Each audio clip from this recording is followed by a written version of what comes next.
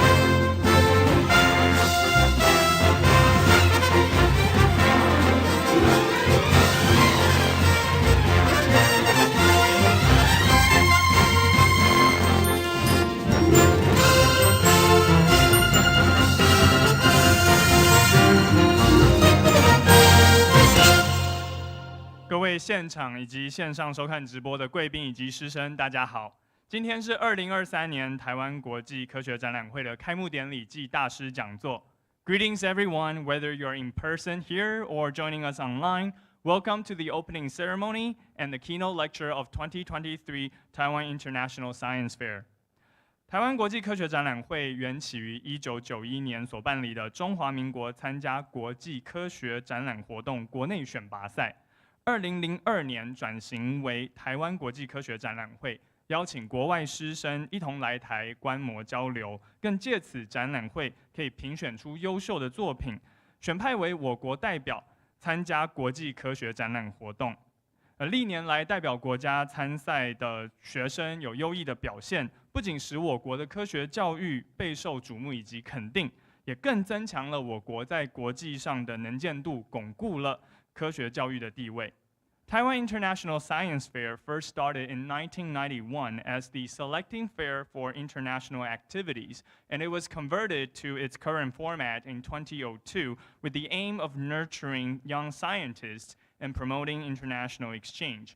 Over the years, students representing Taiwan have won numerous awards and accolades at various international science fairs, further cementing Taiwan's place in the international and scientific communities.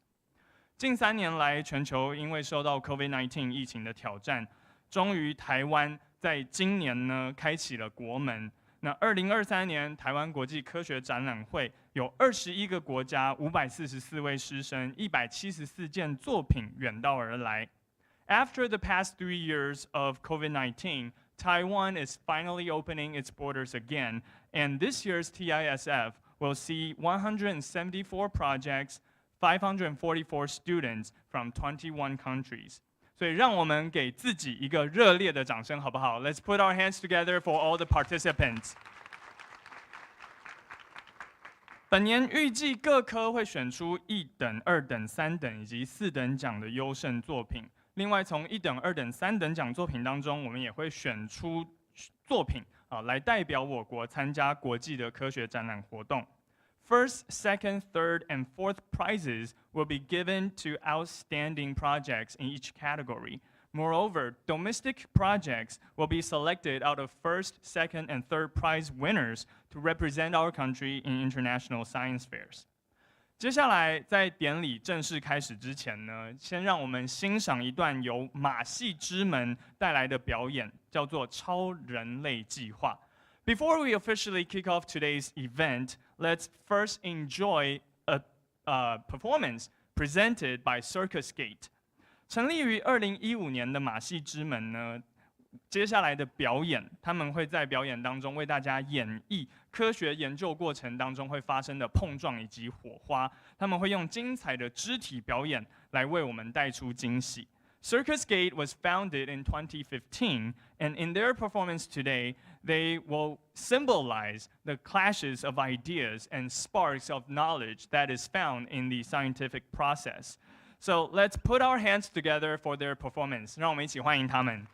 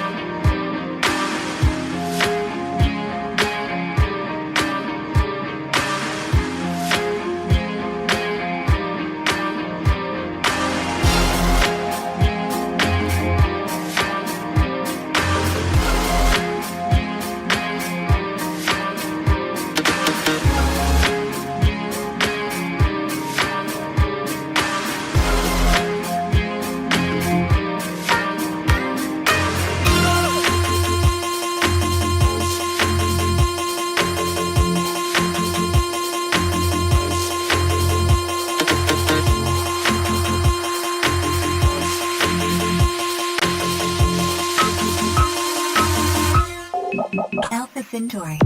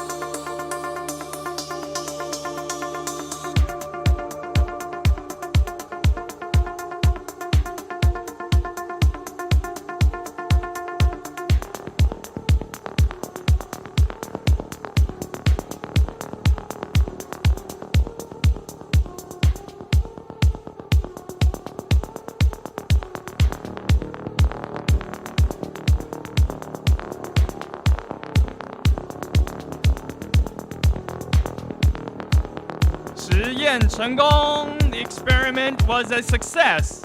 让我们再次感谢马戏之门带来的演出。Thanks again to Circus Gate for a wonderful performance。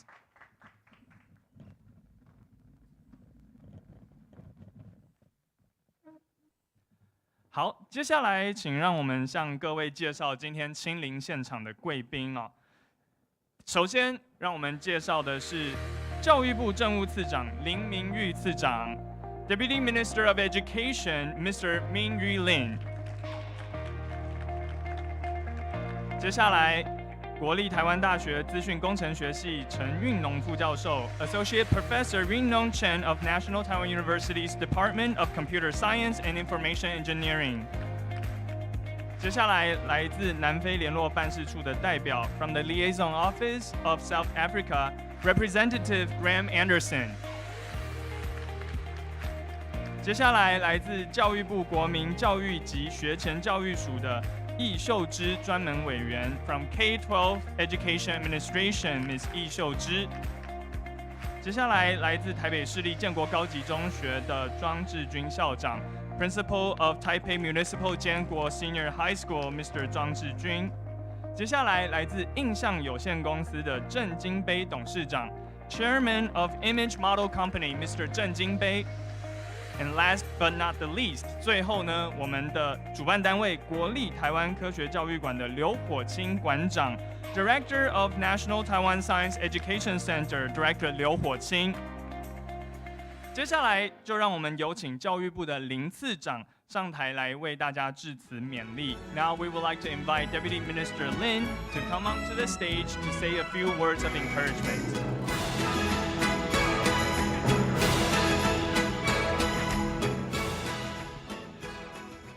刘馆长，还有庄校长、陈教授，还有郑董事长，还有来自国际的贵宾，各位参赛的同学、指导老师，大家早安，大家好。各位可以放下这一个紧张的心情哈。那国内的参赛队伍可能会有2天的赛程，那国际贵宾参赛同学会有1天。那这3天的赛程之后得奖绩优的单位国内呢会代表台湾到7个国家去比赛，所以显见各位会有点紧张哈。那我说一下我自己过往的历史，因为我是台师大化学系毕业，我担任老师大概有30几年我第一次去当老师的时候我就指导科展我那时候是化学类第2名彰化县第2名是很了不起的。那但是呢没有第1名，因为他们觉得我的程度不够所以第1名是重缺的所以我自己就不断的激励自己希望有一次能够拿到第1名。那后来发展这样的台湾国际科展我一直想要参加，可是那时候我已经应该是担任校长了所以我就没有这个资格，也没有这个时间那我很钦佩所有的孩子们从中小学科展有杰出的队伍，继续的报名参加这个台湾国际科展。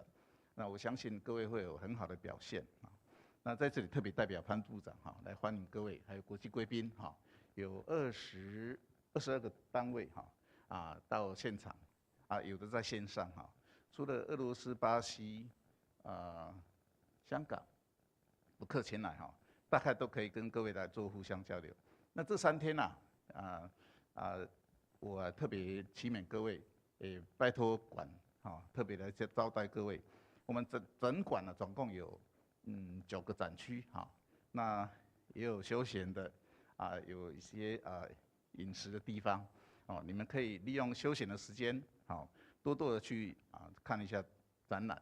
我刚才先去看了一下其实我在25年前曾经来过一次那20年后重逢，我觉得非常的钦佩我们馆里面的同仁对于馆舍的经营非常的用心所以很值得各位再去看看那在这里也特别祝福各位在这一次的国际科展能够有好的表现。那也特别欢迎来自国外的队伍来到台湾来。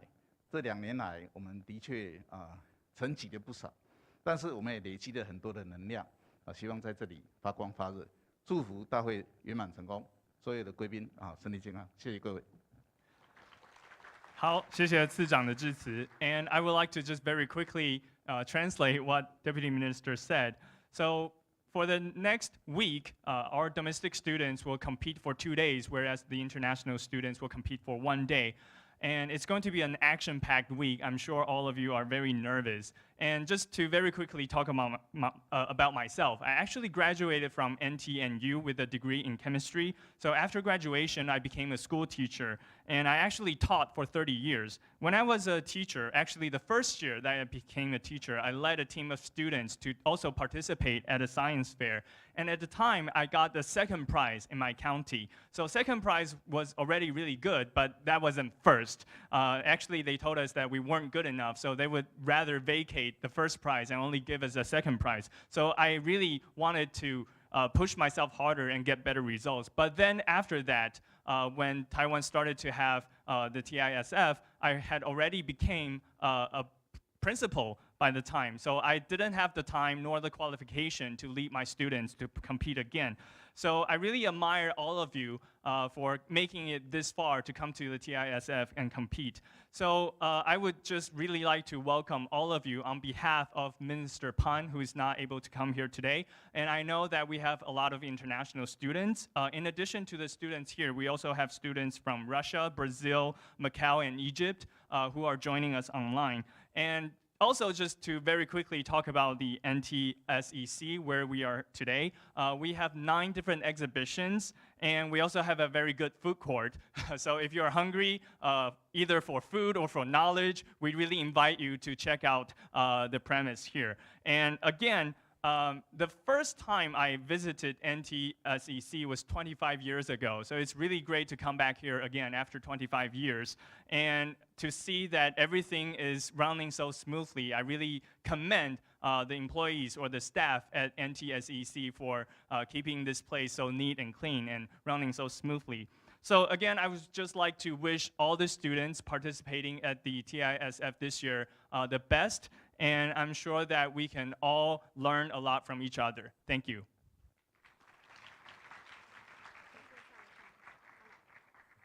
好，那这里我们也很快的在补介绍，有另外一位贵宾今天也来到现场，是我们来自墨西哥商务签证文化办事处的 Mr. Martin Torres from the Mexico office in Taiwan。我们一起欢迎他。好，那接下来再让我们欢迎我们的主办单位国立台湾科学教育馆的刘馆长来为我们做欢迎致辞。Now we would like to welcome Director Liu of NTSEC to give us a welcoming remark.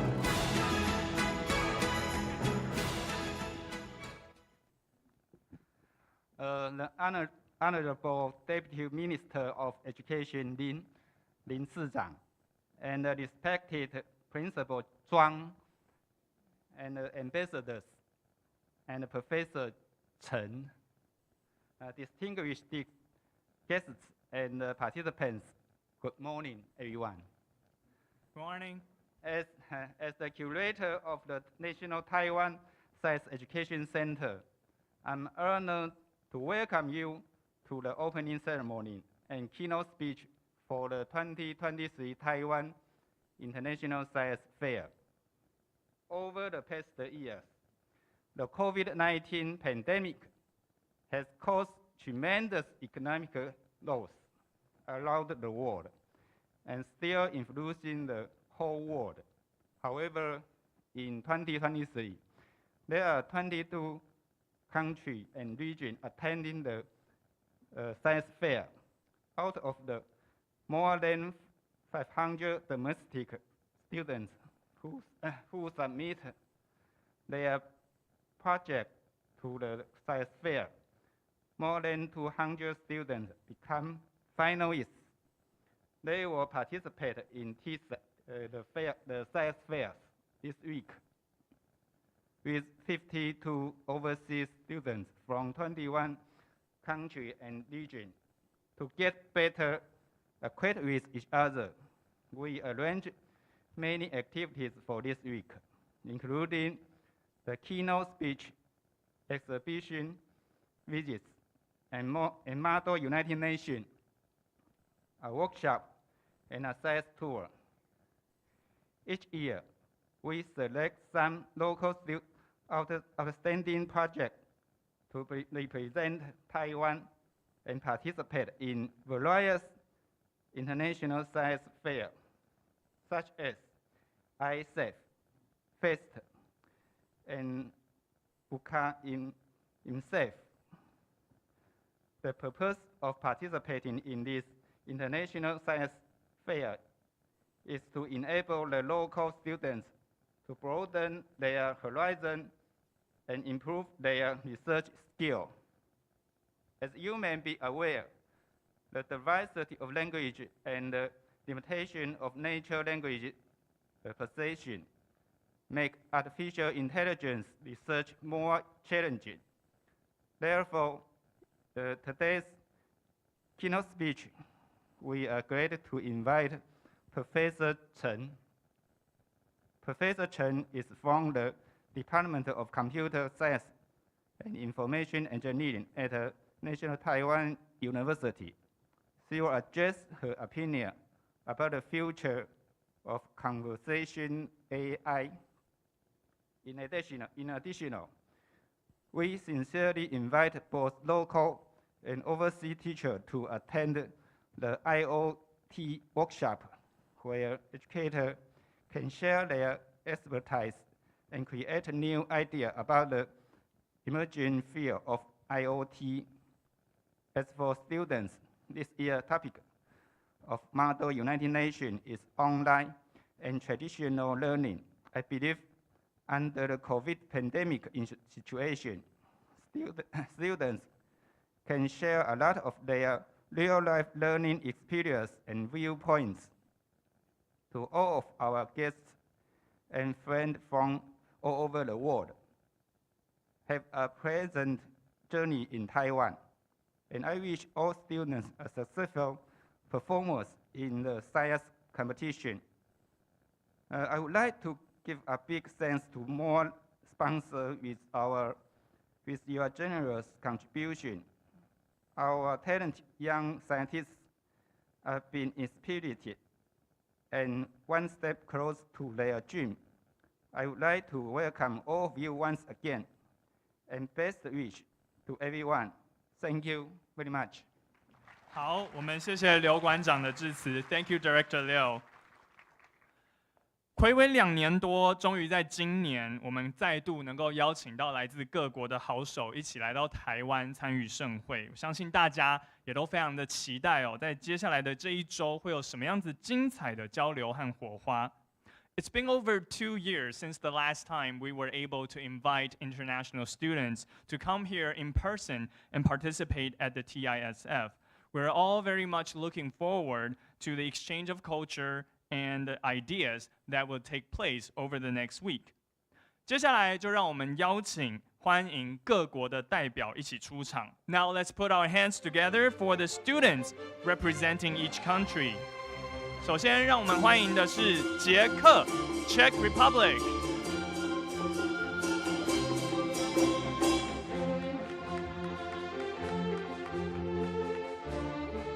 接下来来自印尼 （Indonesia）。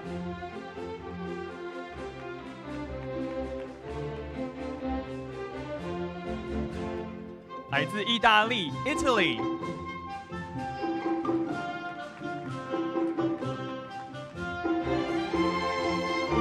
来自伊朗 （Iran）。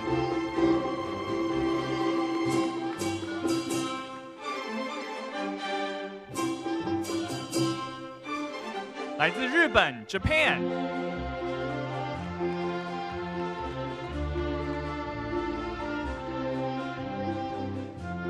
卢森堡 （Luxembourg）。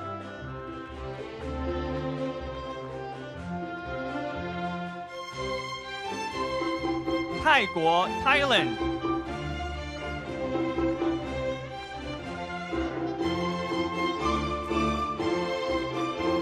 土耳其 （Turkey）。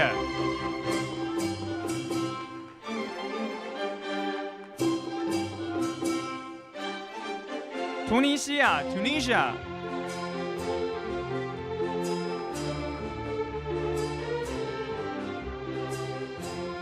韩国 South Korea。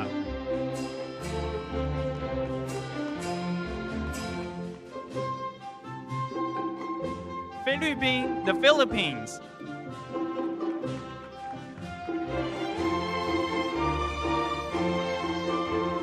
新加坡 Singapore。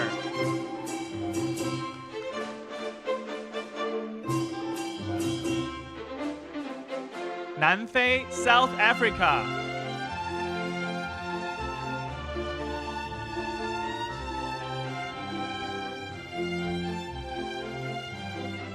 瑞士 Switzerland。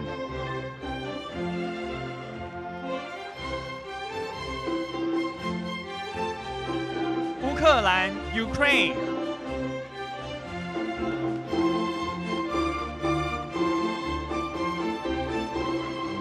美国 The United States。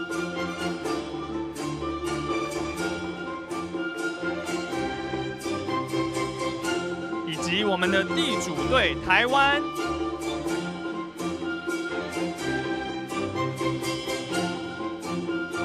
另外呢，也有远端在线上参加竞赛的巴西 Brazil、埃及 Egypt、澳门 Macau、俄罗斯 Russia， 我们也一起欢迎他们的参加。那现在呢，我们就请各国代表的同学可以在台上，我们一起来拍一张合照。Now we would like to take a group photo of all the students representing each country。可以请大家站近一点 ，Stand a little bit closer, please。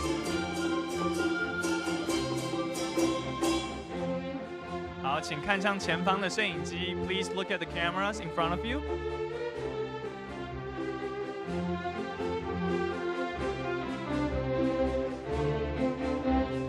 好，那接下来我们也有请教育部的林次长、刘馆长以及陈玉农教授可以一起来到台上哦，因为我们要请次长、馆长以及教授为我们来做一个点亮金头脑的动作，来代表2023年台湾国际科学展览会的揭幕。Next, let's welcome Deputy Minister Lin, Director Liu, and Professor Chen to also come up to the stage to officially kick off this year's TISF. 好，待会呢，我会数3、2、1，点亮金头脑。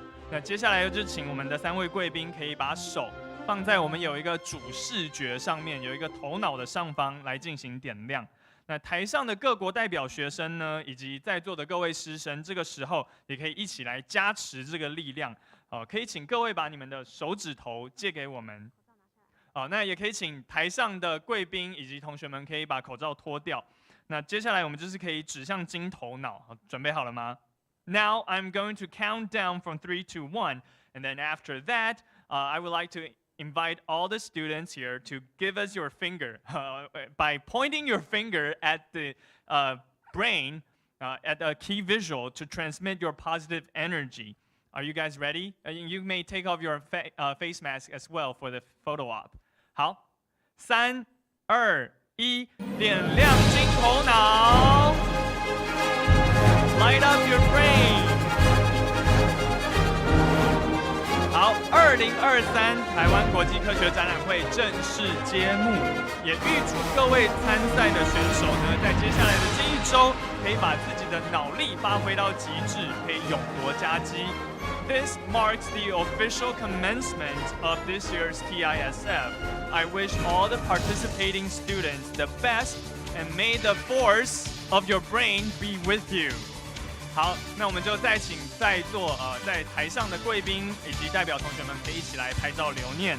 I would like to invite all the students and also the distinguished guests. Please come to the stage and take a group photo together to commemorate this occasion.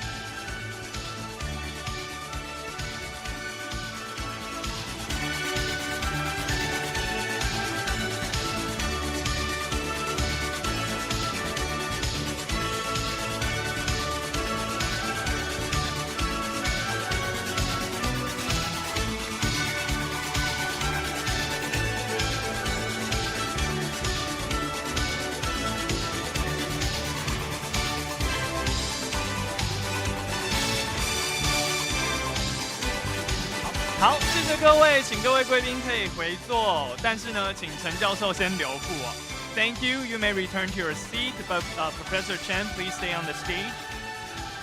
因为接下来我们要进行的就是今天的一个重头戏，也是大家相当期待的大师讲座。Because next up is what we've all been looking forward to, and that is the keynote lecture of today.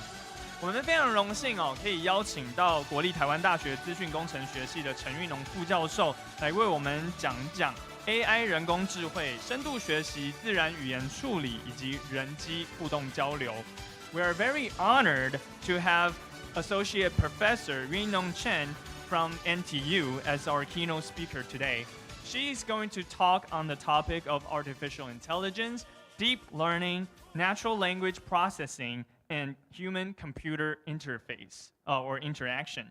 那我们今天也同步开放 Slido， 让同学们可以发问。好，那在我们讲座的最后呢，就会保留一点时间来让同学们针对这些内容可以跟我们的教授有一些互动，所以请大家可以踊跃发言。We also encourage all of you to ask any questions that you may have on Slido, and we will reserve some time towards the end to try to answer your questions after the lecture. 好，那我们就把时间交给陈教授。Hello, everyone. Every distinguished guest, and it's my honor to be here to give the talk about my research and also some advanced technology, which is conversational AI, and I believe which it will be our future life.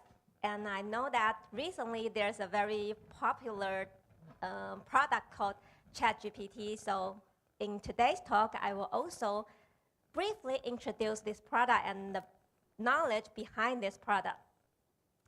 And please feel free to ask a question on Slido, and we will answer the question afterwards.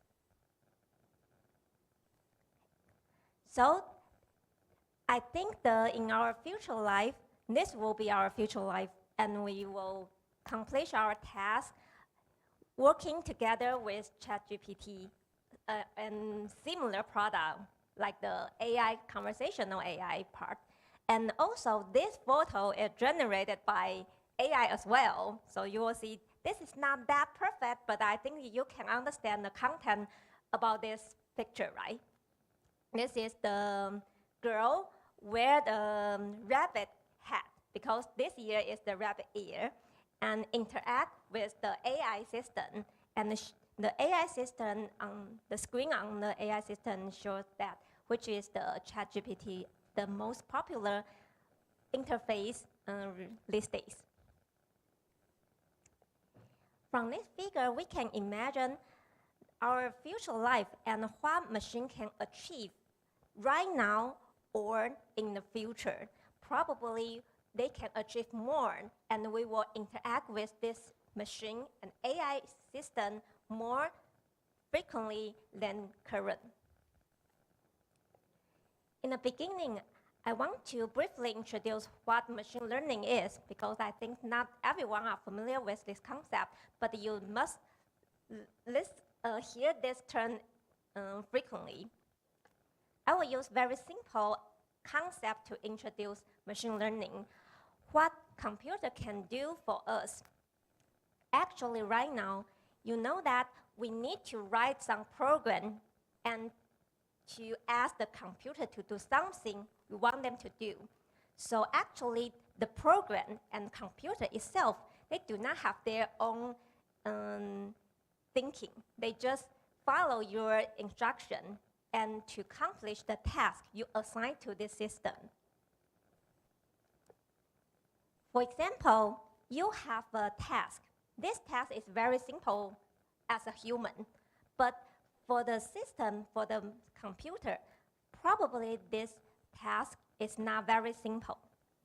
What is this task? This task is we want to predict whether a product review is the positive review or a negative review. For example, if you see a user say, oh, I love this product, or probably you will think this user think this product is good, right? So this is the positive review. As a human, you will very easy to think about the answer. If another user said, oh, this product cleans too much, not that good, I think. So it may imply the users think this product is not good. So it's the negative review. And another user said, oh, this is a little bit expensive. So probably it's not that positive, but not that negative.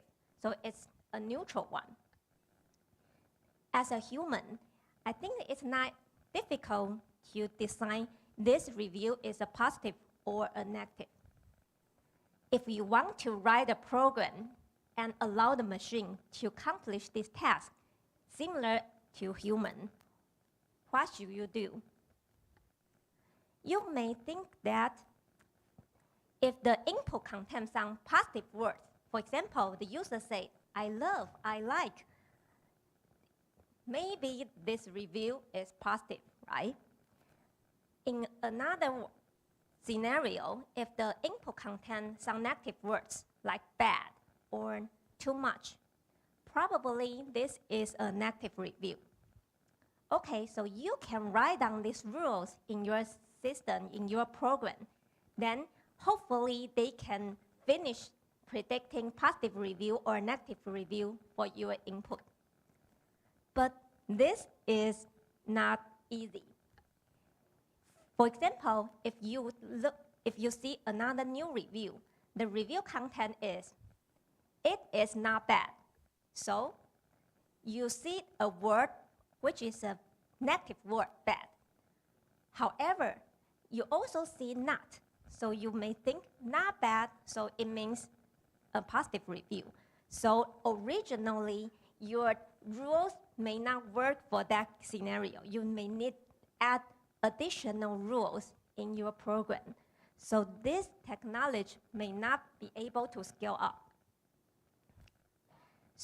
So actually this task, we think it's not difficult as a human.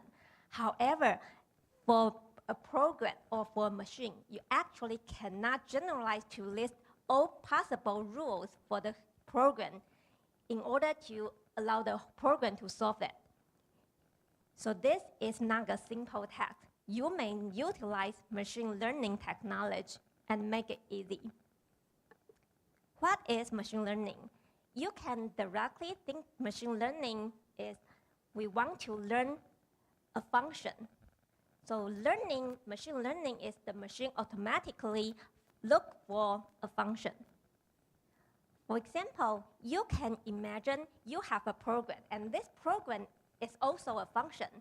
Input is your product review, and output of this function is positive or negative. If you recall, you may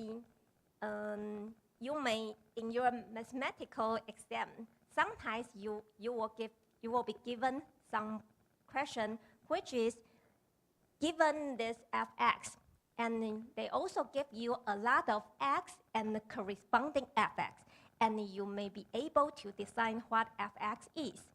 So machine learning, the core content behind machine learning is we want to give a lot of data. The data is x and also fx. The x is the input of function, which in this scenario, x is a product review. Fx is whether this product is positive or negative, the output of the function. If you fit a lot of x and fx, the machine can automatically design the function which can match your input to your output.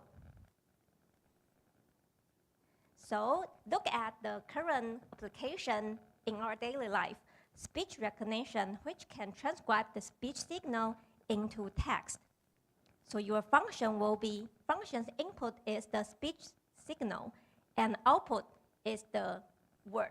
For example, in Chinese, in this example, 你好. Another application, handwritten recognition, input of the function is the image, and output of the function is the corresponding digit, the corresponding character. Weather forecast.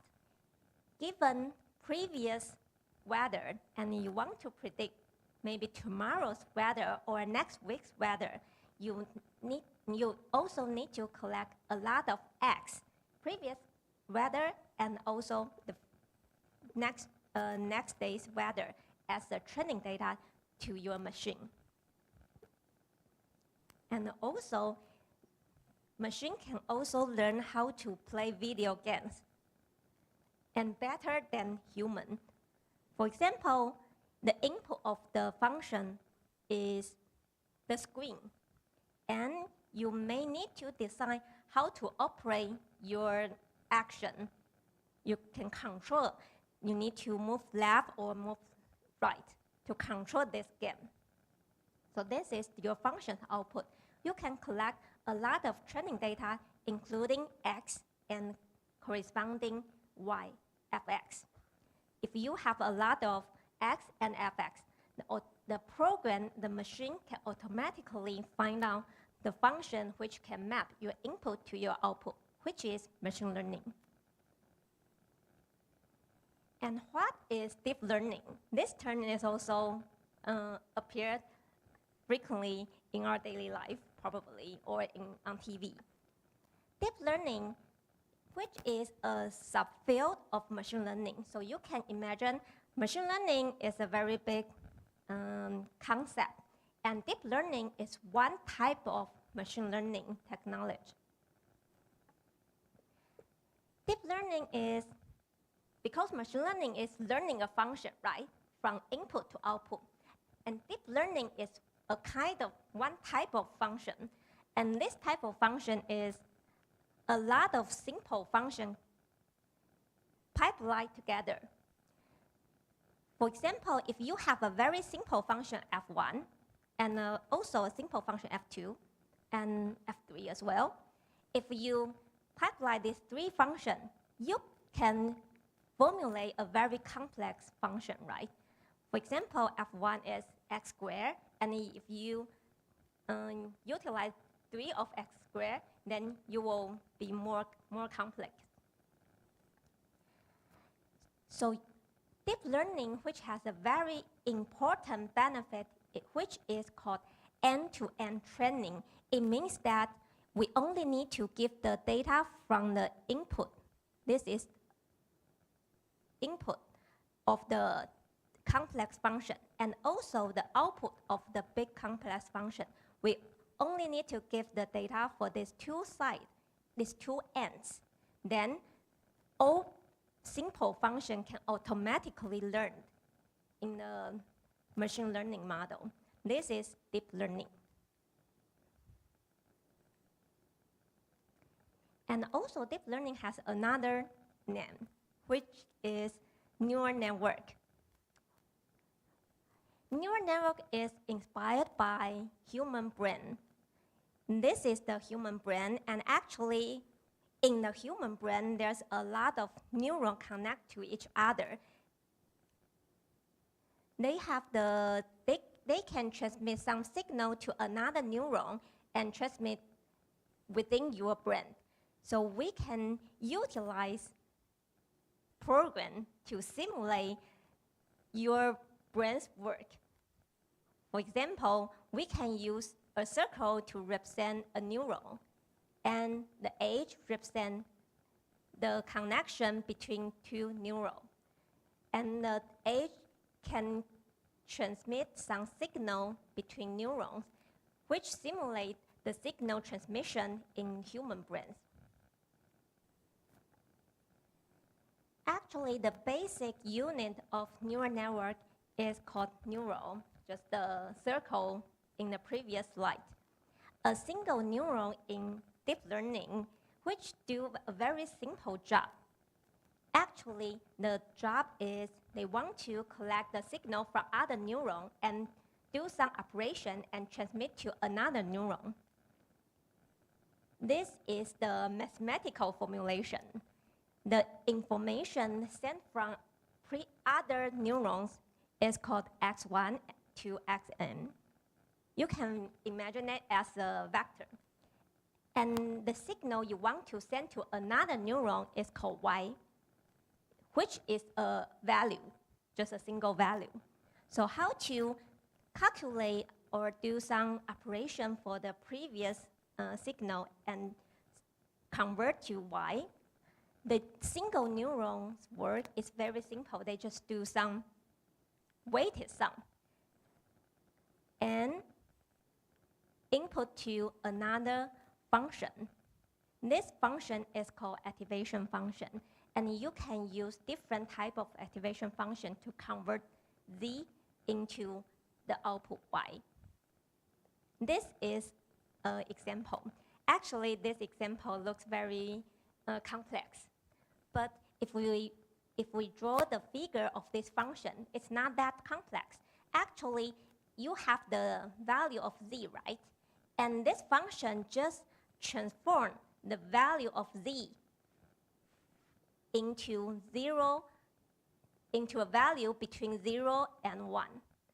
If you look at this function transform, they just transform a value of Z into a floating value between 0 and 1.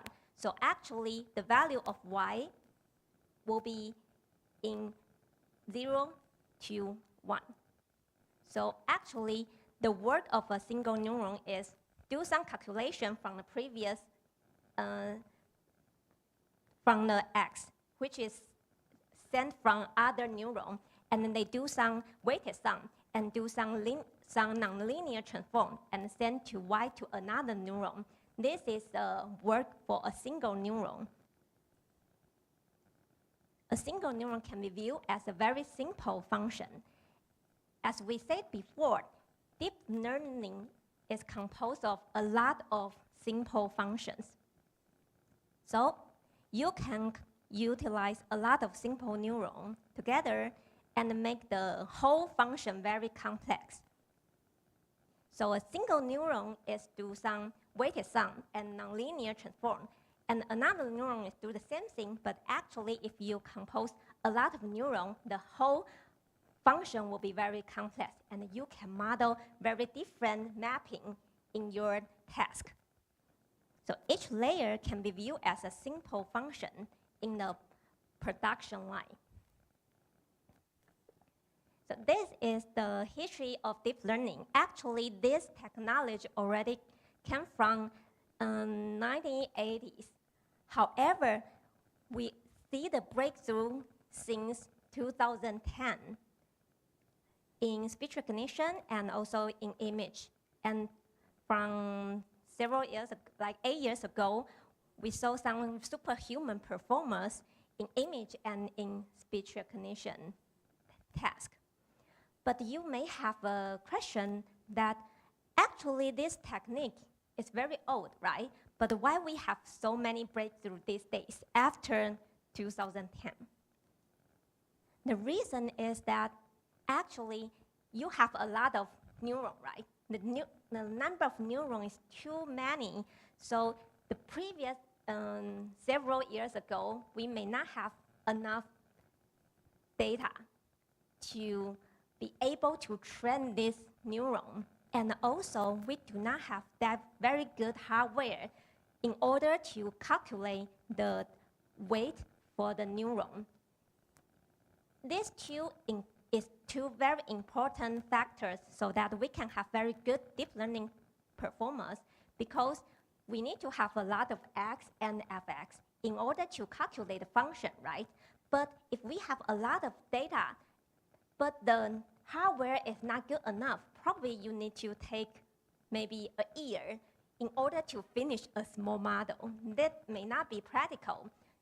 So based on we have very good the hardware technology, so that we can spend relatively acceptable time in order to obtain a good model and also benefit from the very, very big data these days. So these two factors are very important for our current breakthrough. And another core factor,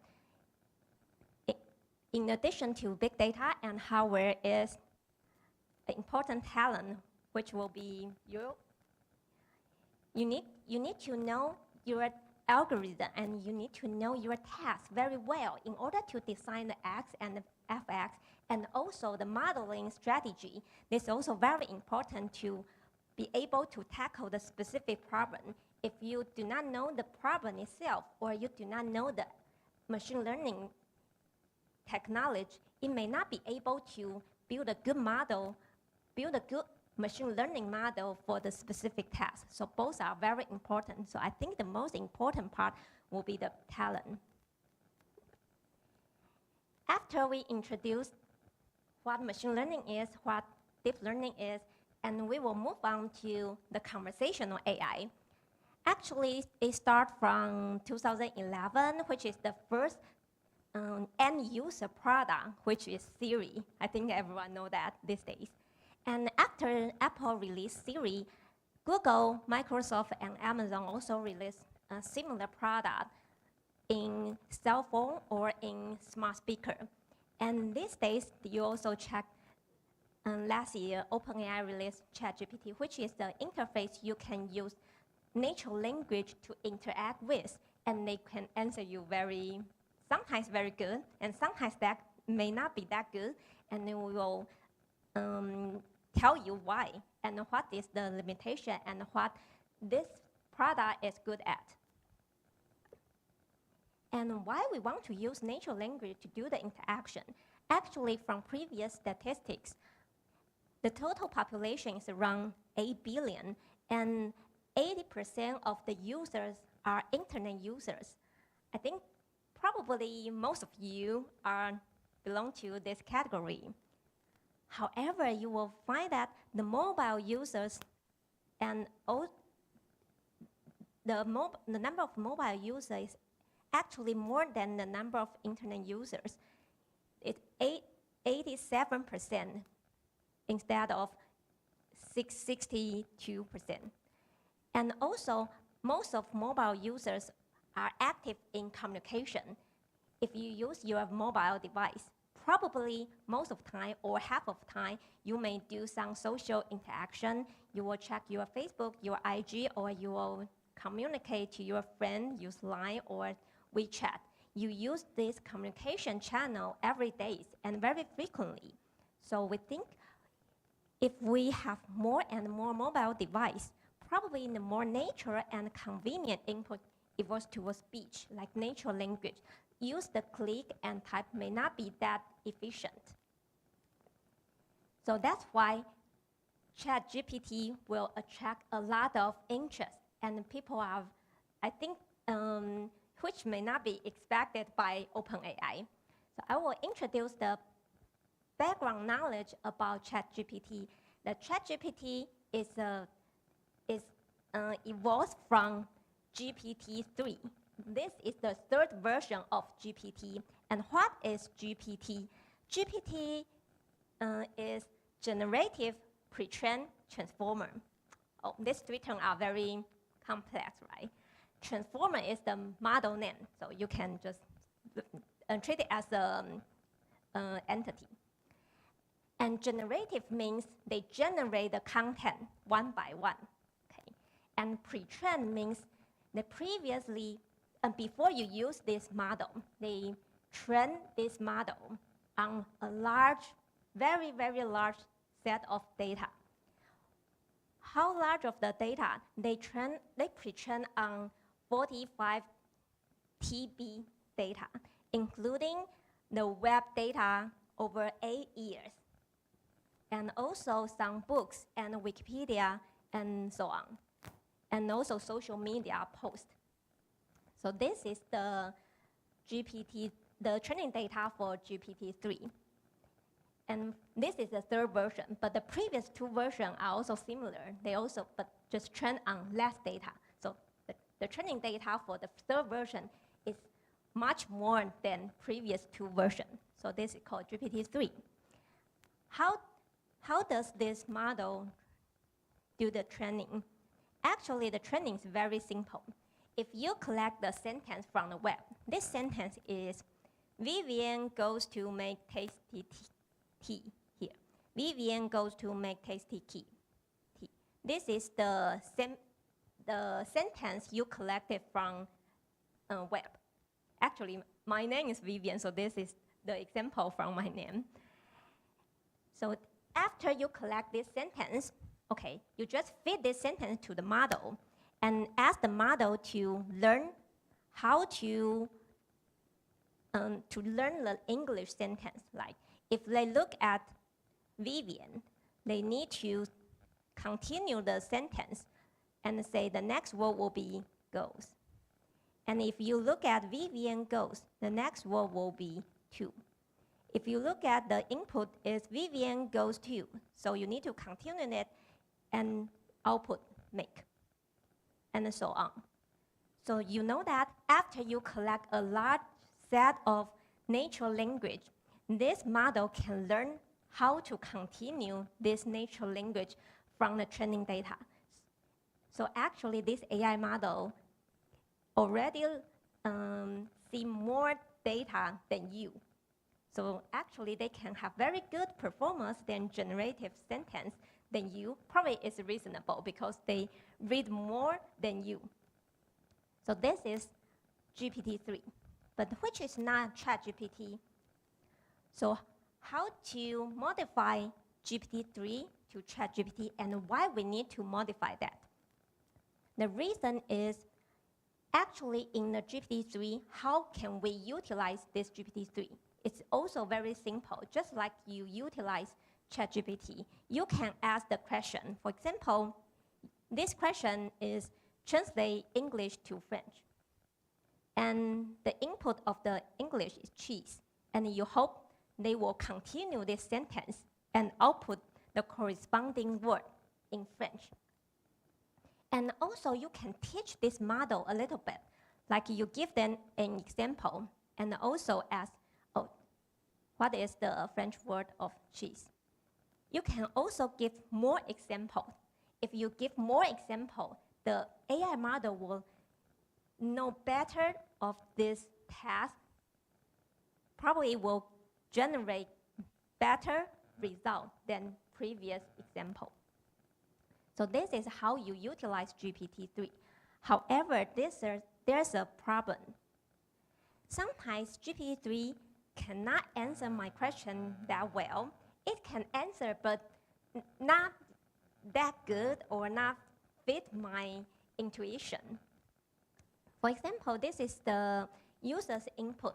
The user input tell me about when Christopher Columbus came to the US in 2015. And original GPT-3, they will output. Oh, Columbus came to the US in 2015 and he was very excited, so they just generate a story. You think it's okay, but not that good. Probably what you want is, oh, this question is a little bit tricky because this person already died. So they cannot come to US in 2015, but just pretend for a moment that he did. So they can continue generate the story. In this scenario, probably you think this answer is better than original answer. So sometimes original GPT-3 may not answer it quite well. So how to adapt the GPT-3's behavior and make it better in your opinion? This is how ChatGPT comes. The first step is we need to collect a lot of answers from human, and the human think this answer is better than original GPT-3's answer. For example, you can ask the human write down a lot of conversation and they think this conversation is good. For example, can you tell me the history about Jolene, which is my favorite singer? And you hope the GPT will say, oh, you asked the right person, she is blah, blah, blah, blah. And you can write down this demonstration. You can write down a lot of demonstration. Actually, OpenAI recruit like about 100 of experts to write down this good conversations and use this conversation to fine-tune. Fine-tune means to do the second stage training for the GPT-3. For example, you want them to look at, can you tell me the history about Jolene? And you hope then can generate you right? It can generate you, and generate you, after generate you, they can generate ask. And after generating these 2 words, they can generate the 3rd word, and so on. Just similar when they pre-train on the previous task. So they can utilize currently human written conversation and adapt to the behavior. After they do these things, they can generate much better conversations than previous, because you already guide this model and make it generate much better conversations from the human perspective. And the second step is they want to train a teacher. The teacher is, we just generate a conversation, and we hope there's a teacher and to give the score about which answer is good. So this is conversation history, and we can utilize GPT, current GPT, to generate different answers. And we hope a teacher can tell us which one is better from humans' perspective. So how to train this teacher? They just also allow a lot of experts to label this ranking and also train another teacher. The teacher will give the score about the conversation. So you have the conversation generator, which is a student. They just generate a lot of conversation. And you will also have another one, which is a teacher. Their job is just judge this conversation is good or not. Then you can interact with your teachers. The student interact with the teacher several times and to improve themselves, just like you interact with your teacher. Then if your teacher can guide you in the good direction, probably you will become better and better, right? So this is the last step of ChatGPT.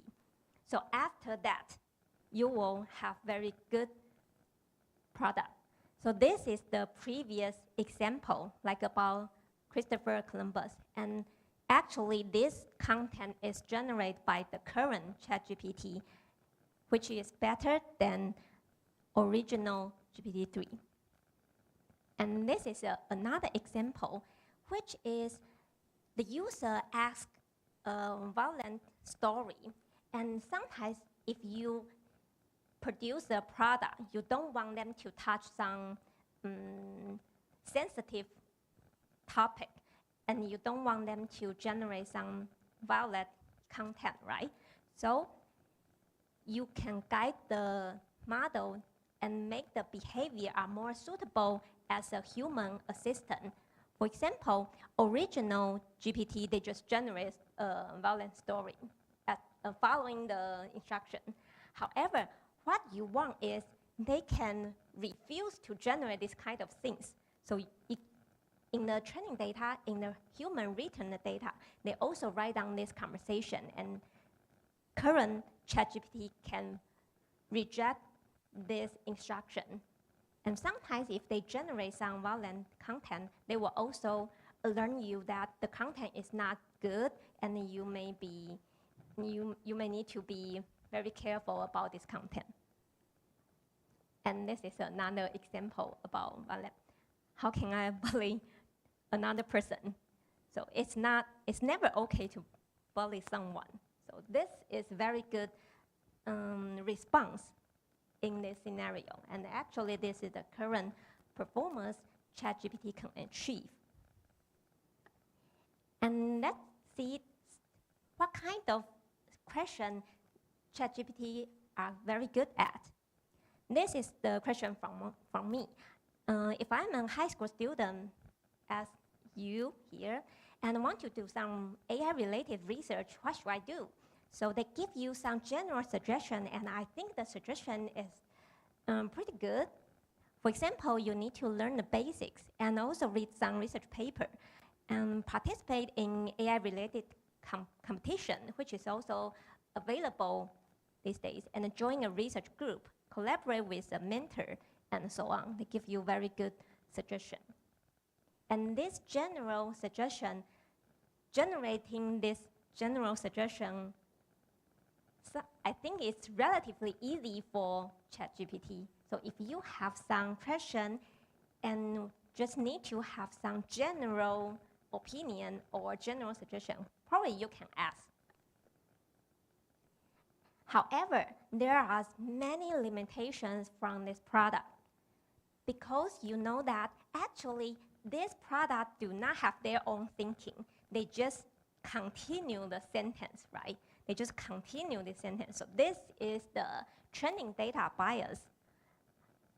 If you ask which company has the highest potential in AI-related field, and I ask Microsoft, Google, or Meta, which is previous Facebook, and the first paragraph is not, it's good, it's not bad. They say it's a little bit subjective, but they think Microsoft, Google, and OpenAI are the most most potential, not Meta. They also say that, and they introduce Microsoft, Google, and OpenAI afterwards. So you know that in the training data, probably the expert researcher in OpenAI just write down this conversation in the training data so that it fit into the model and allow the model to generate this kind of content. So they may not be, it's also subjective because they train from the human written conversation, not the data from other persons. So this is one limitation about data bias because the system just, the data you feed into the system will design their behavior. Another limitation is about the information may not be updated. So you can see the outdated information. For example, if you continue ask among these three companies, which one has the highest market price? And the information in ChatGPT right now, they only have the knowledge in 2 years ago. And the current market price is way lower than 2 years ago. So this is not, this is out of date. And this is an example which is in Chinese. Actually, if you use the same question in English, the answer will be better. I think the reason is the answer and the training data are most of is in English. So in other language, sometimes they may have more incorrect knowledge. For example, I said Slam Dunk is a very good cartoon, and I also very like. And they just introduced this, this comic book. However, they incorrect say the name of the main character. They say which is 空气球, which is not the name of the main character. So I asked, the main character should be 樱木花道. So they say, oh yeah, you are right. So my previous answer is incorrect. So they can also apologize and correct the previous information. So I think the behavior is good, but sometimes you need to be very careful about the generated content because they just continue the sentence, but they may not be able to verify whether this knowledge and information in the sentence is correct or not. And finally, let's summarize today's talk. First, AI is currently used in many fields, and also you can see that every day is in our daily life. And conversational AI is also very most advanced interface to communicate with because it's very easy for human to communication with the interface. Just use your natural language as interact as your friends. But how to utilize AI's power in different domains is very important, and this is what we need to explore. And another issue is privacy issue because you know that you need to, if you want to have a very good AI model, you definitely need to have a good data. But good data probably sometimes will be violent the privacy concern. So how to balance privacy and personalization is very challenging. Also, data's quality and the quantity is essential. You need to have a large, very, very large set of data. But the data quality, if it's very noisy, probably it's not that good. And the current technology still have several difficulties and also some limitations. How to address these limitations and make it better is what we can focus and to improve. And this is our virtual life.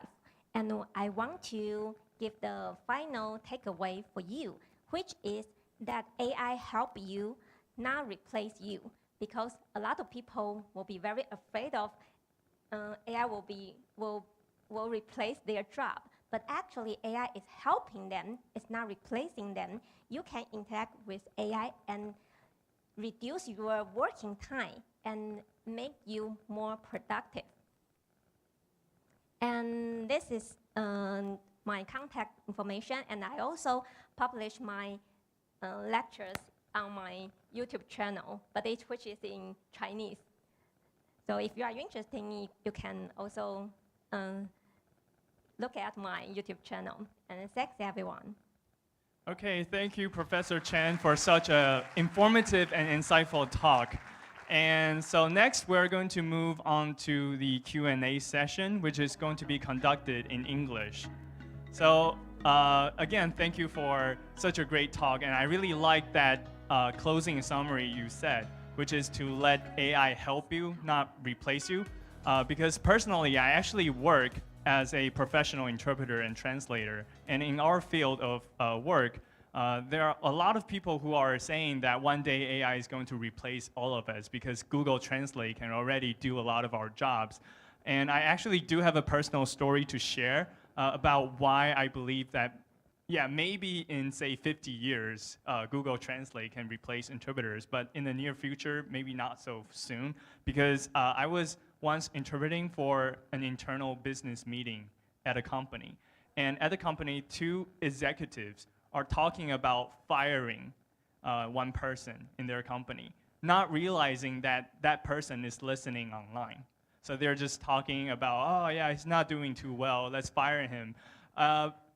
So instead of translating what they said faithfully to the person who was about to be fired, me as a dutiful translator warned the two executives, hey, that person is still online, so maybe wait for him to leave. Yeah, so had that been Google Translate or a machine translator doing the job, the machine would probably just translate everything and make the situation very awkward. Yeah, so again, I really agree with you though, that we should let AI help us and not be afraid that it's going to be replacing us. So before we move on to the questions that some of the students and teachers, I assume, have listed or raised on Slido, I actually have some pre-prepared question for Professor Chen as well. So the first question that I would like to ask about is that in some of your previous interviews, you mentioned that there are certain differences between how students in Taiwan and how students from other countries showcase their knowledge and present their studies or present their research. So at TISF, students also have a very short amount of time to present on their year-long research. So I'm assuming that these differences will play a huge factor as well. So could you please elaborate on the differences that you see between Taiwanese students and international students, and maybe give all the students here some words of encouragement on how they can better present and promote themselves? Okay, I see. Actually, I find that the student from Taiwan actually may not be that good at presenting the job in a very small amount of time. I think probably the reason is about writing in Chinese. Actually, from our like high school or junior high school, like teacher will teach 起承转合, but I'm not sure how to translate these terms. Like gradually, smoothly talk about your content, but not directly jump into the core idea.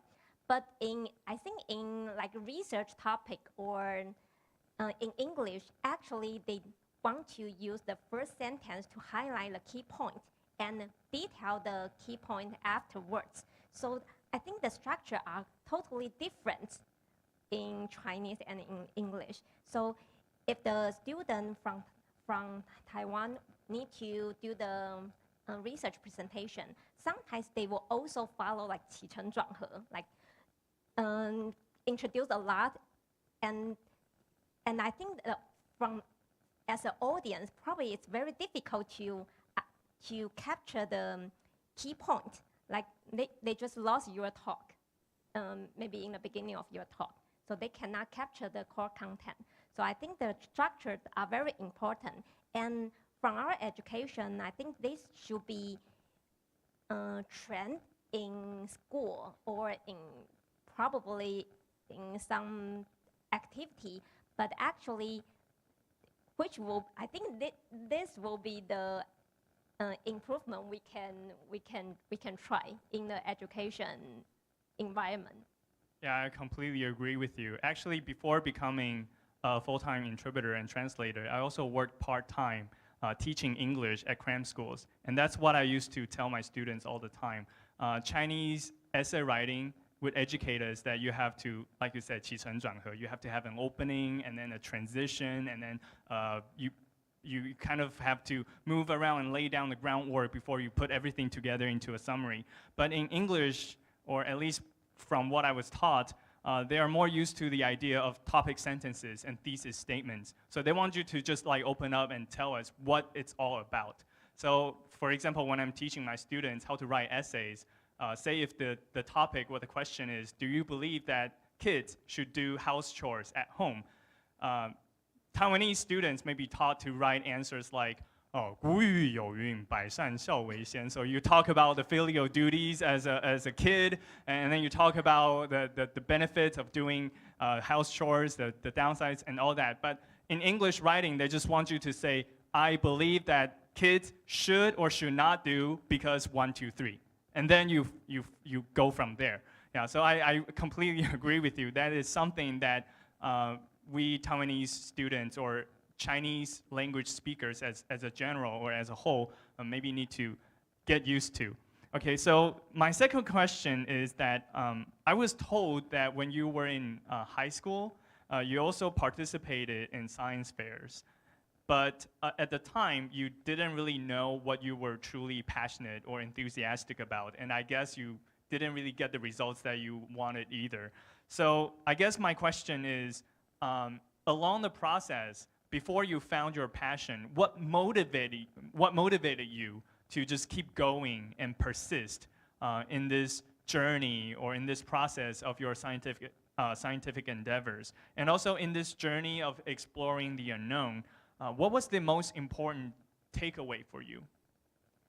I think the most important takeaway for me is that research, like doing research, should be driven by your curiosity. Like in the, actually, which is from my, I think it's junior high school, and at that time, the topic of my science fair, the topic of the research was decided by the teacher, not by me. So I'm not interested in that topic, or which is not from my curiosity. So I just follow the instruction and try different materials and get the performance. But actually, I'm not sure why I need to do this science fair, and why what knowledge or they can help me to benefit some other technology. I cannot connect this technology and cannot know the importance of this research.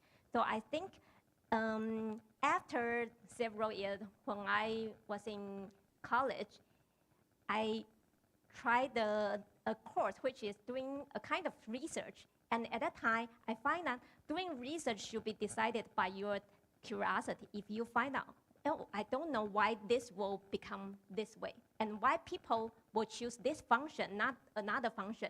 If I choose another function, what will be the performance? And if you have this, if you are curious about the performance, you can decide this as a research problem, and this will be your research topic, and you will be more interested in designing the experiment, and also probably it's easy for you to pursuing the maybe judges about why you want to do this kind of research, because this is from your curiosity, not from others. So I think this is most important part.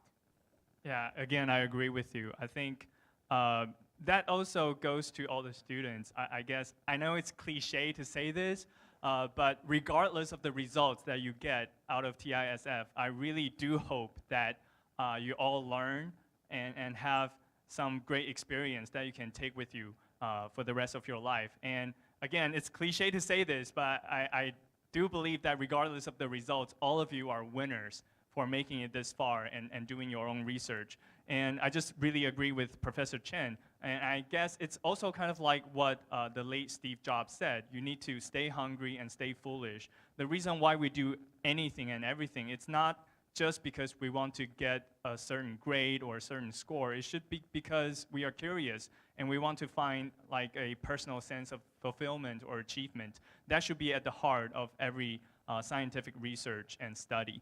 And So, I also want to add one point. Actually, sometimes if you do not get very good performance, but actually this is also valuable, because if you try, for example, you try one type of material which other people may not try, but you don't know this material will give you better performance or not. And if after a lot of experiment and you find, oh, this material is not good, so the performance failed. So I don't think it's failed.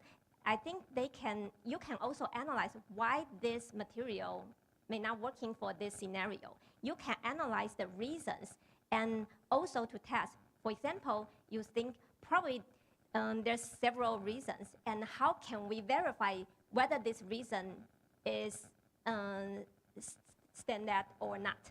So you can continue this research for analyst part, not only focus on the performance improvement.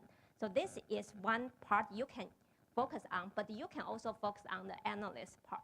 So this will give you more rooms.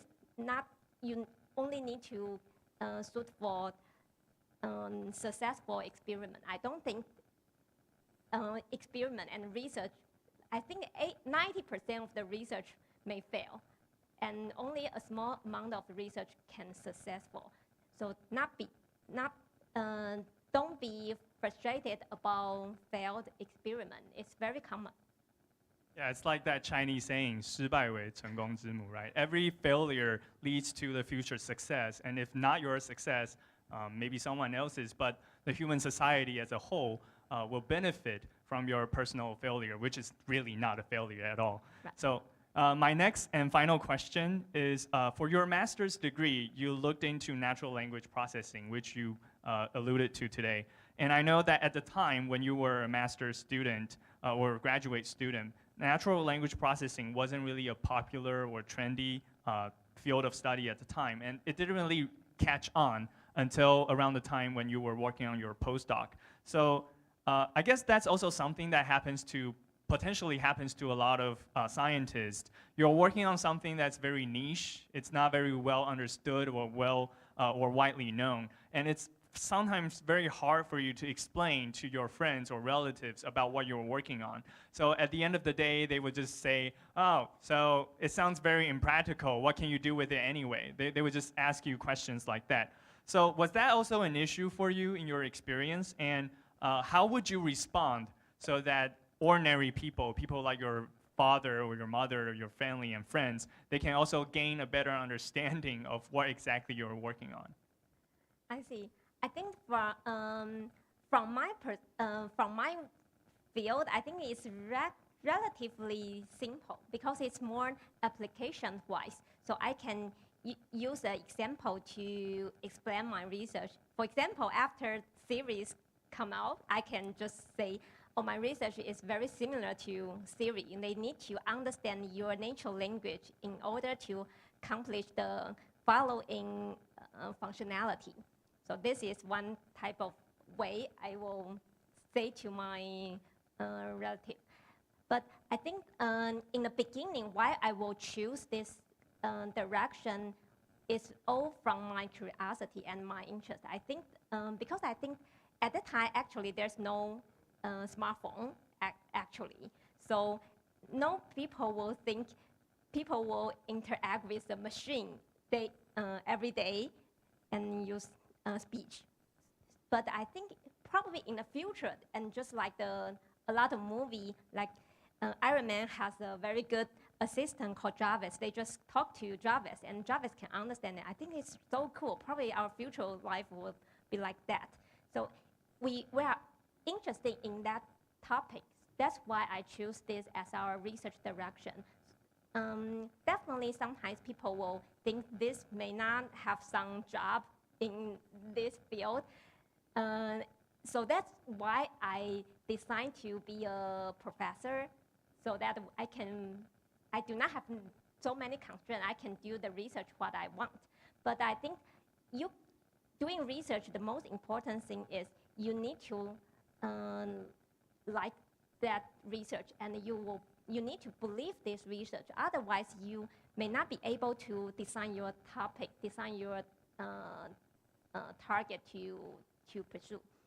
And for how to explain the abstract research topic to your friends, I think the easiest way is that you can imagine an actual application, which is a very big step. But actually, in order to accomplish this big step, you need to finish a lot of small steps. And probably your research just in a small step. So if you describe your own research, probably other people can understand. But you need to think about how your research can be utilized in a more general scenario, and talk about the general application. Like, in order to achieve that application, you need to finish this part. Each part are very important. Otherwise, this big step cannot be overcome. So this will be probably more easily to explain, I think. Yeah, so thank you, Professor Chen, for the advice. I'm sure it's very useful, very helpful to the students here. And it looks like we still have a little bit of time left. So we can move on to the questions that some of you have raised on Slido. So just to be fair, I am going to select some of the questions out of these based on the number of upvotes that they have received. So the first question that I see is from Dr. Hatem. Dr. Hatem is asking, do you think that ChatGPT can affect technological evolution in the sense that it prevents people from thinking and working?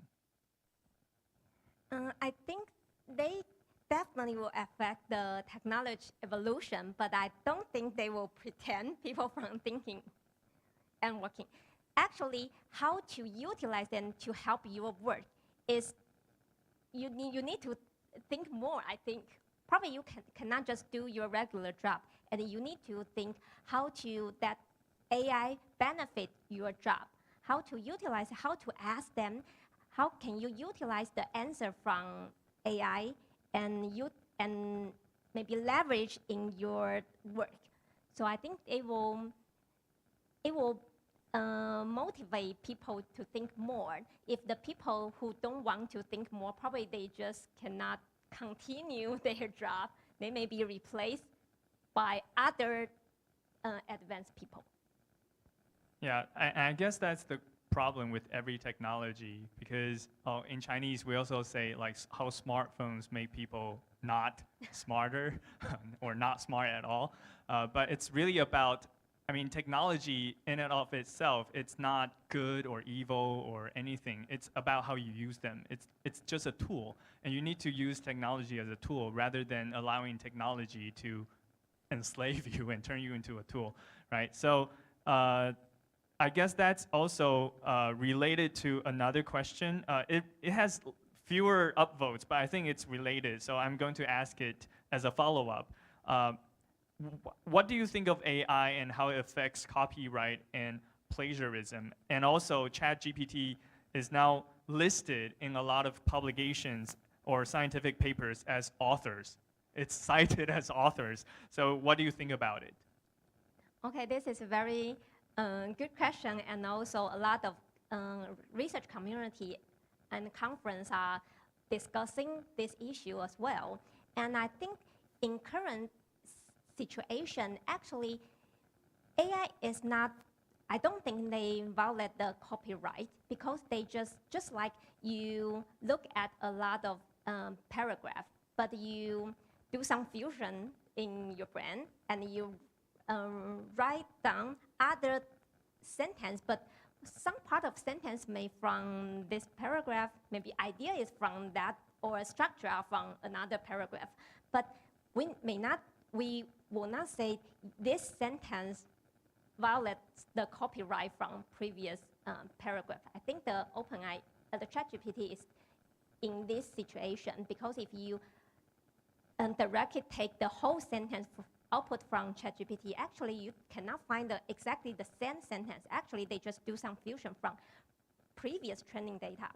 And definitely how to collaborate, or how to acknowledge its contribution.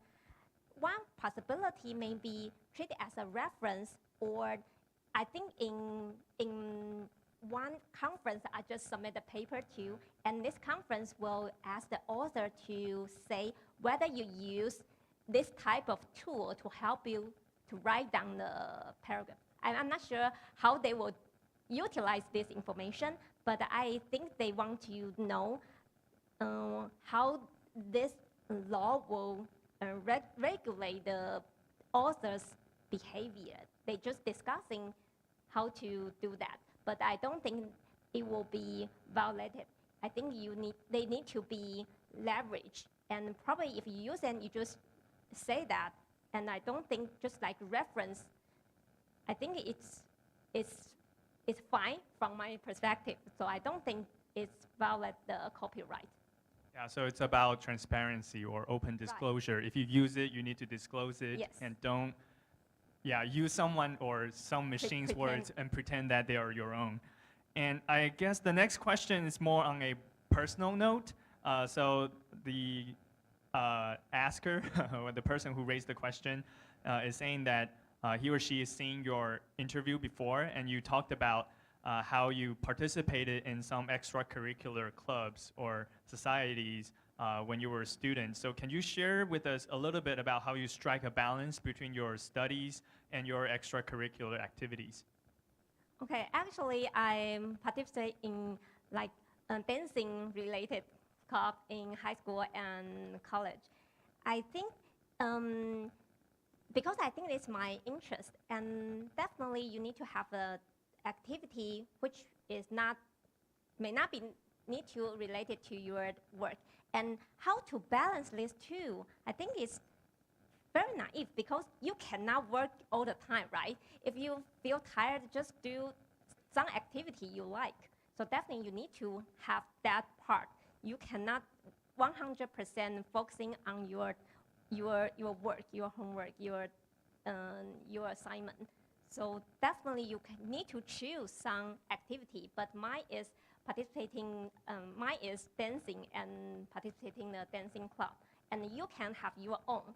So I think balance this two is very important, and also they will benefit your productivity, because actually if you, for example, if you study, sometimes in the beginning probably it's good, but at some moment it will exponentially decrease your energy. And at that time, probably it's better to do other things and get back, and you will think your brain will be more fresh to be able to absorb more knowledge. Yeah, again, it's like that saying, all work and no play makes Jack a dull boy, right? So it's about balancing between the two. And I guess what Professor Chen is saying that, of course, you still have to focus on your studies, but maybe you can like set a goal, and once you achieve that goal, or once you like achieve a certain bar and you feel like, okay, this is enough, then it's important for you to take the time off and refresh your mind a little bit, rather than spending all your time and all your energies on one thing, because it can be very exhausting. Yeah, okay, so the next question is also from an anonymous asker. It's saying that from what he or she heard, that the essays or papers published by AI coming out of mainland China is already the #1 in the world. So how should we face a situation like this? I think actually the number of the paper from mainland China may be the most, but I think the number is not what we need to pursue, right? Actually, some country actually they publish fewer papers, but the paper has more influence and more powerful and more impact. Probably that's what we want to pursue. So I don't think the number is the critical point you need to focus on. I think the quality and what kind of research problem are more valuable probably is the researcher need to focus on. So not compete with other people. They just, but sometimes if you choose very simple research problem, probably it's very easy to be published by other researchers, because this topic may be easy to think of.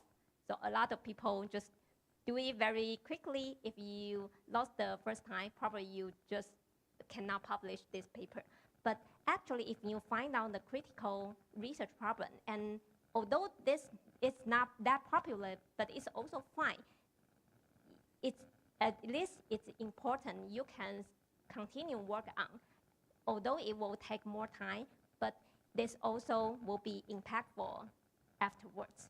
So Yeah. don't need to trace for the number of the paper.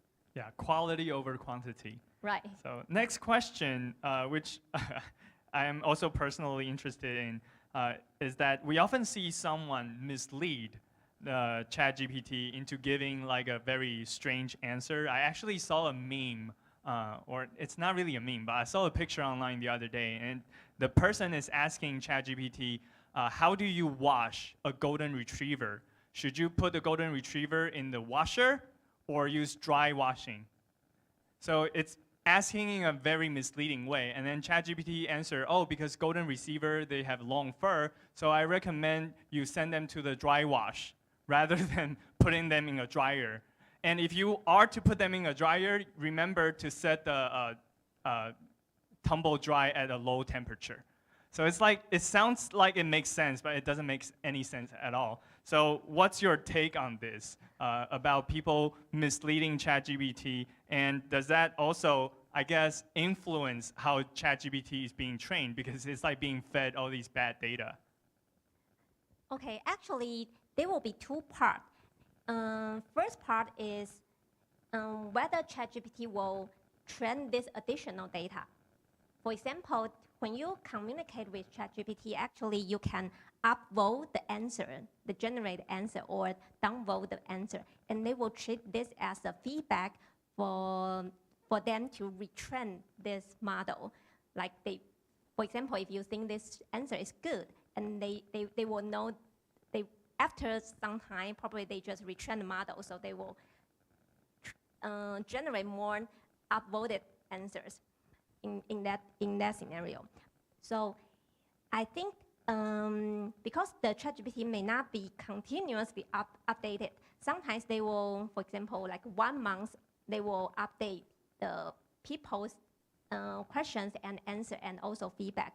And I think from my perspective, I'm not sure, but I think when they feed this data to the ChatGPT to retrain the model, they will check whether this answer is reasonable.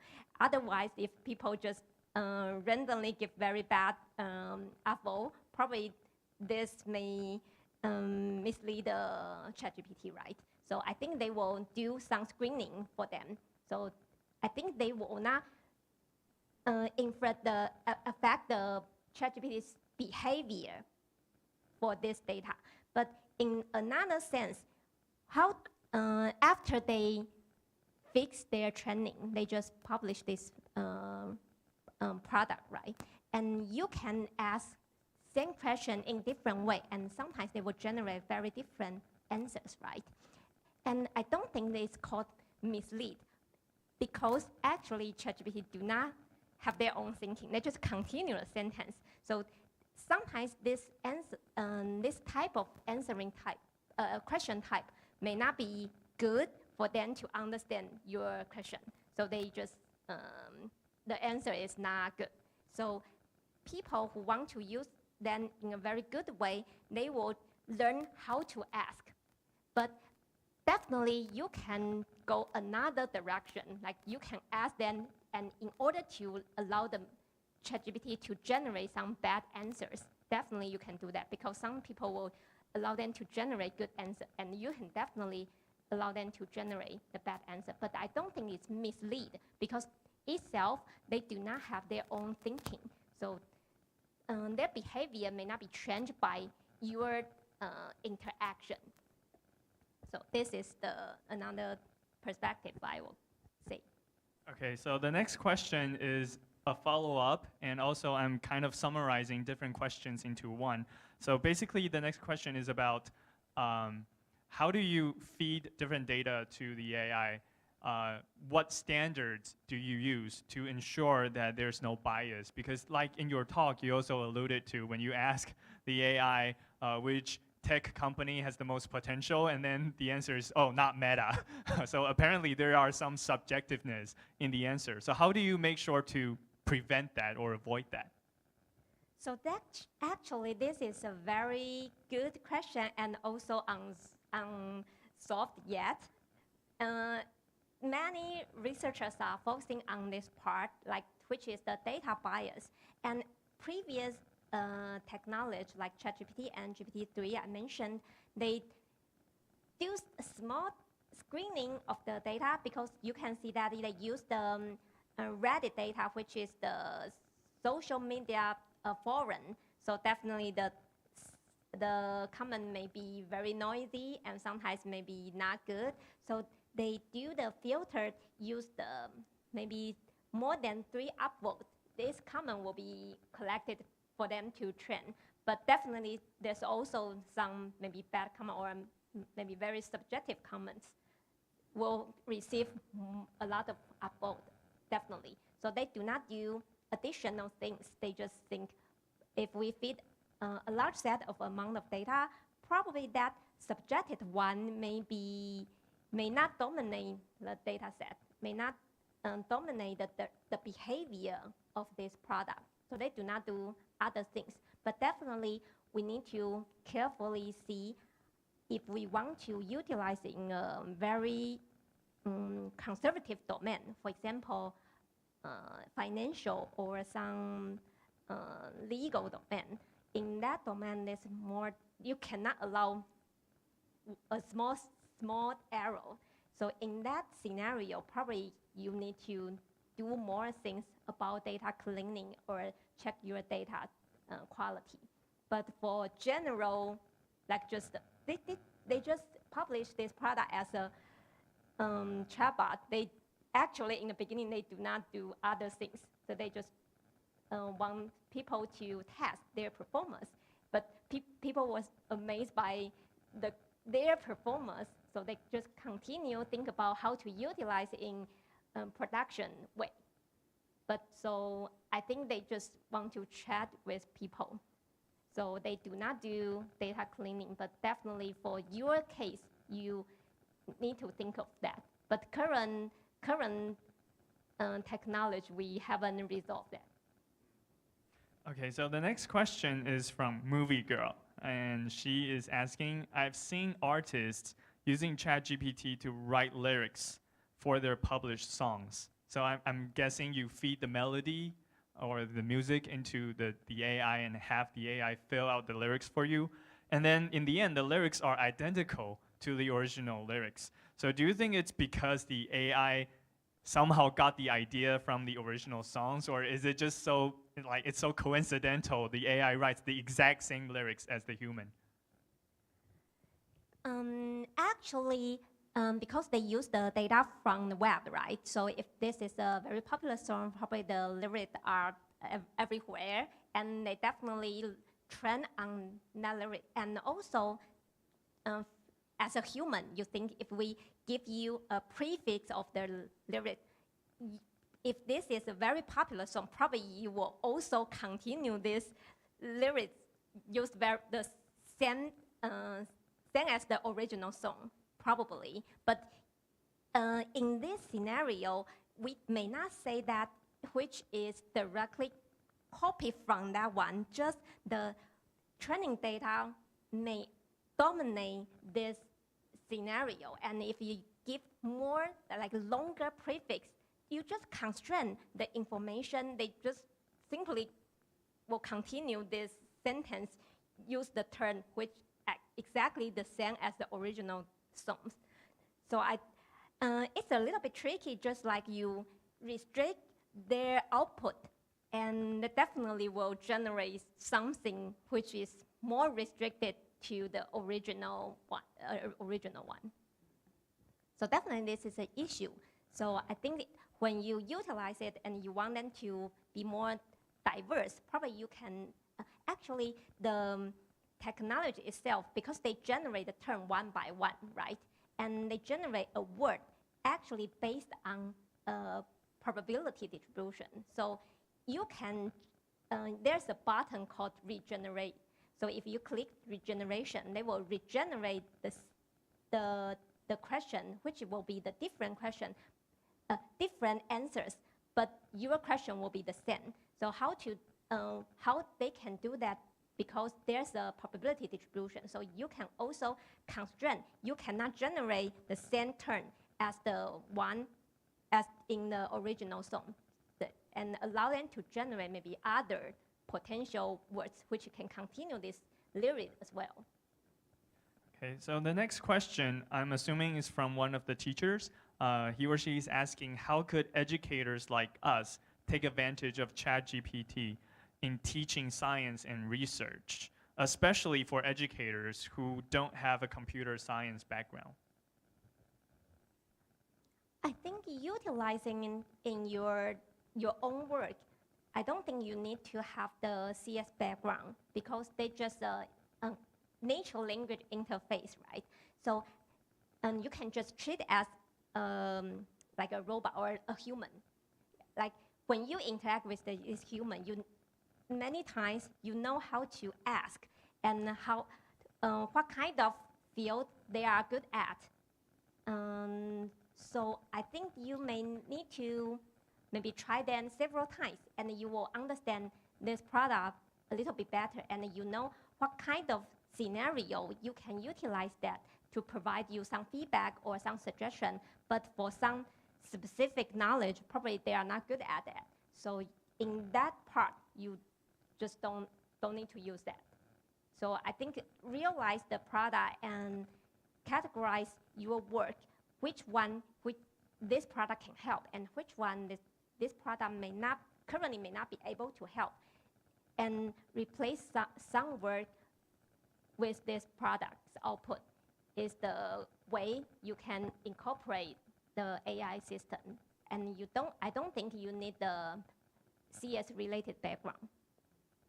Okay, I think we only have time for one more question. So the next question and the final question is, do you think that machine learning can one day predict or forecast complex situations like you mentioned weather forecast, but how about like public opinion? Do you think AI will be able to predict that?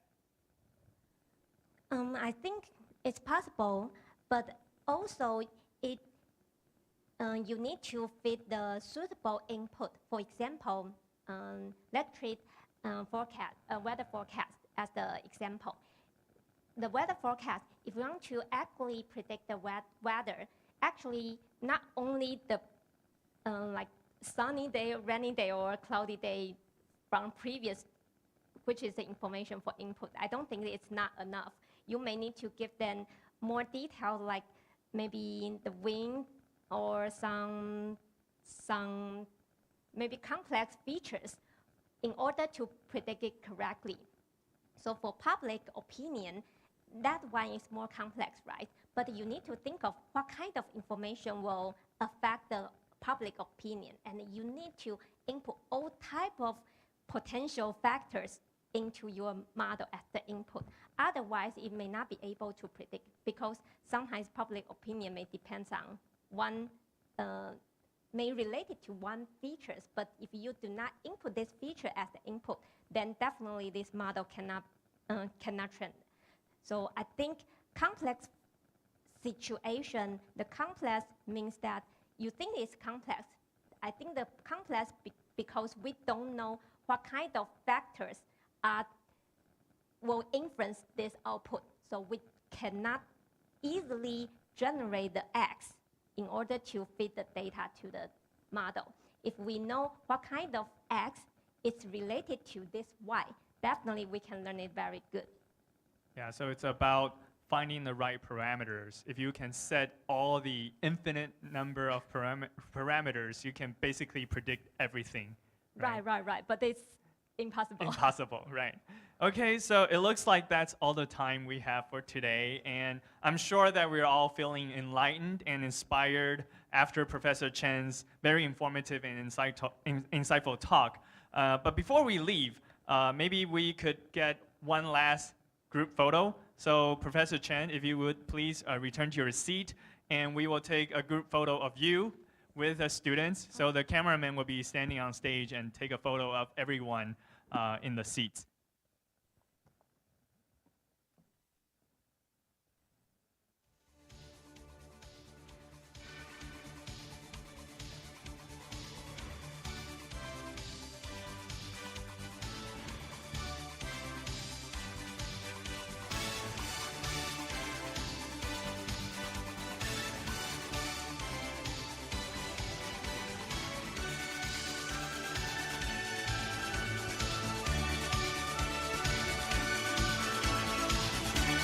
好，请大家可以一起看到台上的镜头哦。Please look at the camera on the stage.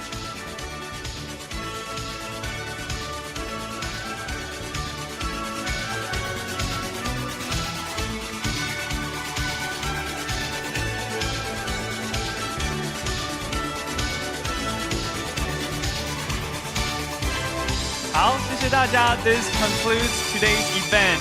Again, I wish all the participating students best in the week to come. Thank you. 那在我们离场之前，这里有几件事情宣布一下。我们首先就是先请参加无动力轨道车工作坊的同学，如果有要参加无动力轨道车工作坊的同学，可以请先到2楼，我们可以先到2楼。所以有要参加工作坊的同学，可以现在先起身移动往2楼前进。Yeah, so students who are going to attend the workshop on IoT, please move to the second floor. You can follow a representative from CKHS here. He has a follow me sign, so you can follow him. Hãy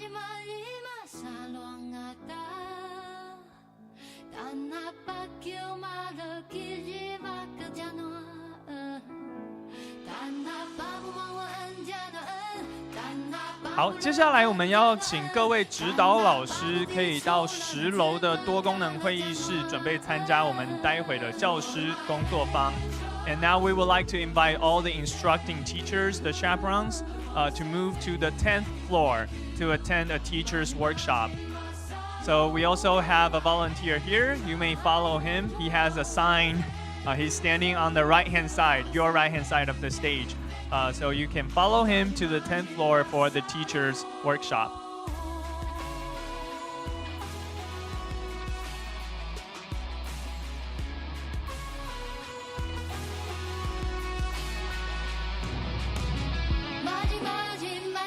subscribe